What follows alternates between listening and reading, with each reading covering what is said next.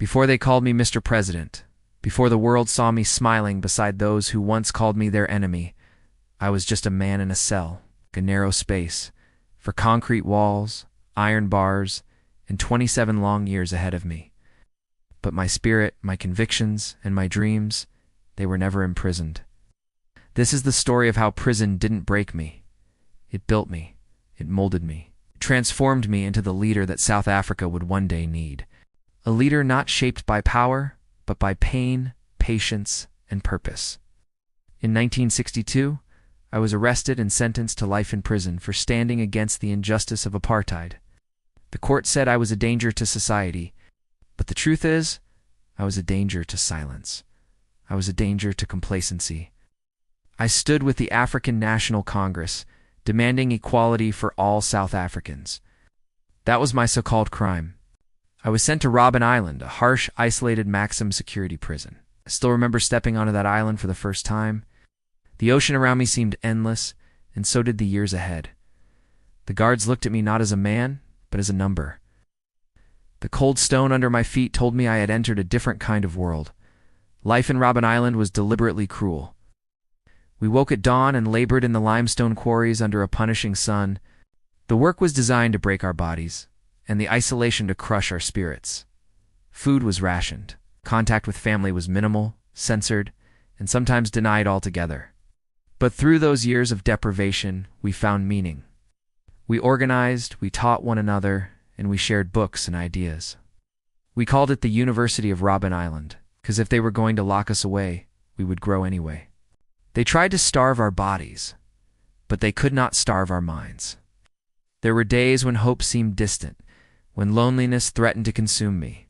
I missed my family deeply. My wife, Winnie, became a symbol of resistance on the outside, while enduring persecution, harassment, and arrest herself.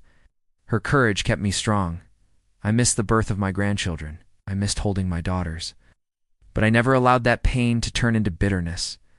I channeled it into something greater: commitment. I reminded myself that my absence had a purpose.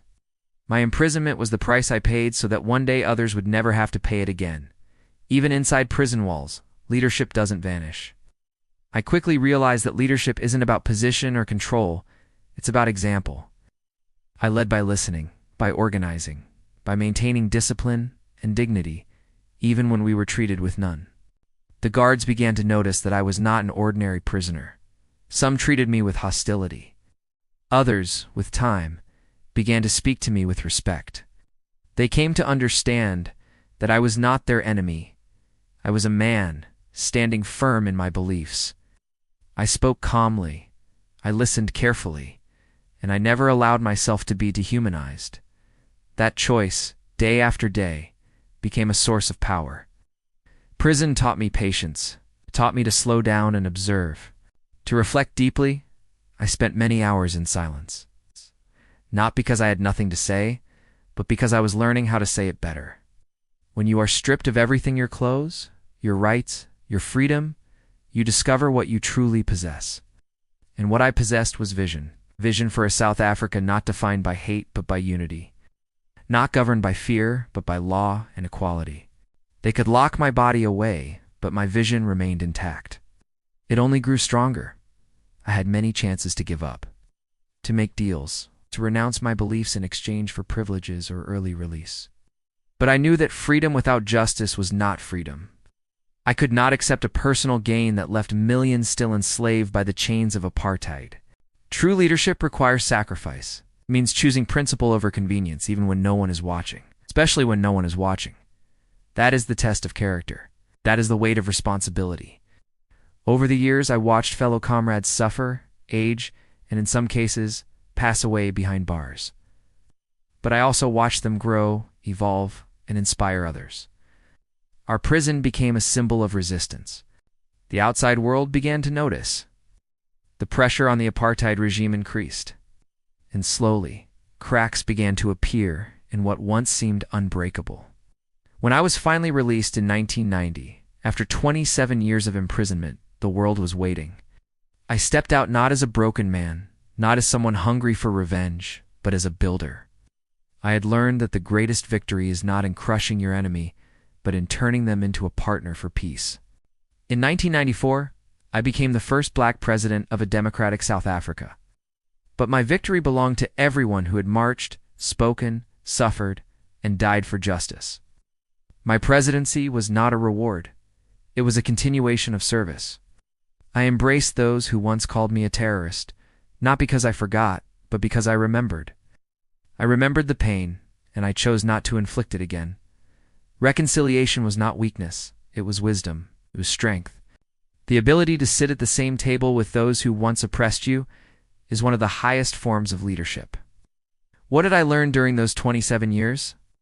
I learned that resilience is not something you're born with. It is built moment by moment, choice by choice. I learned that your vision must be larger than your pain, and that integrity must be your constant companion. I learned that leadership does not require a platform, it requires purpose. Even in the darkest of places, you can be a light. Today, in a world filled with noise, division, and uncertainty, I ask you, what kind of leader will you be? Will you allow adversity to define you or refine you? Will you stand by your values when it's difficult? Will you lead when it's inconvenient? Will you continue to grow when no one is watching? Leadership is not about speeches or followers. It's about sacrifice, service, and the willingness to become a vessel for something greater than yourself. And yes, leadership can start in a prison cell, in a hospital bed, in a classroom. In a moment of crisis, you don't need freedom to lead. You need conviction. If I could endure 27 years behind bars and still walk out with hope, you too can endure whatever challenge lies before you. Your present hardship might one day become someone else's roadmap. Your pain might become another's inspiration. You may not see the change in your lifetime, but it will come if you stay true. My cell was small, but my vision was vast. I was one man, but I stood with millions. And now it is your turn. Carry forward what we built. Do not wait for perfect conditions to lead. Lead now, where you are, with what you have. Let your voice be steady. Let your values be unshaken. Let your mission be clear, because the world is still in need of leaders.